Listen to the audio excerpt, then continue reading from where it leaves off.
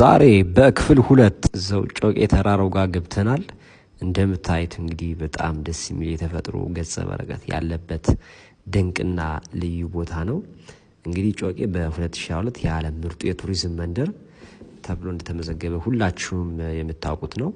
ጮቄ ተራራ ሰንሰለቶቹ በዋናነት የሰባ አፍሮ አልፓይን ስነ ምህዳር ይዘው የሚገኙ ሲሆን ይህ ስርዓተ ምህዳር ከ3200 ሜትር ከፍታ በላይ ሲሆን የሀገራችንን ሰንሰለታማ ተራሮችን የሚያካልል ድንቅ ቦታ ነው። በዚህም ውብና ተፈጥሮ ባደለው ቦታ ተገኝቶ እንደዚህ ማየቱ በጣም የሚገርምና አይረሴ ጊዜን የሚያሳልፉበት ድንቅ ቦታ ሆኖ አግኝቼዋለሁ።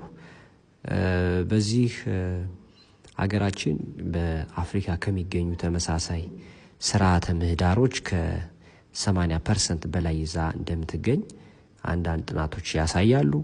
ይህ ስርዓተ ምህዳር በዙሪያው ከሚገኙ ዝቅተኛ ስፍራዎች በጣም የተለየና እንደ ደሴት በመሆን ብርቅዬና ድንቅዬ የዱር እንስሳት እንዲሁም እጽዋትን አቅፎ የያዘ ልዩ ቦታ ነው።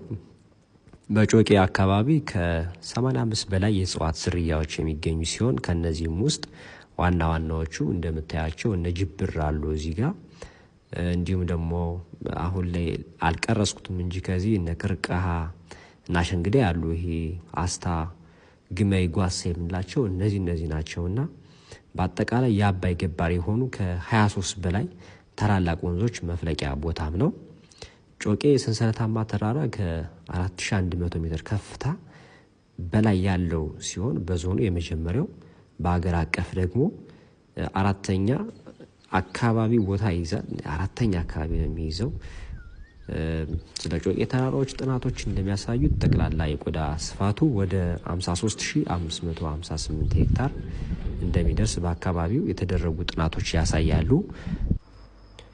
በሚቀጥለው ክፍል እስከምንገናኝ እስከዛው መልካም ጊዜ። ቪዲዮውን ከወደዳችሁት አጋሩት። አመሰግናለሁ።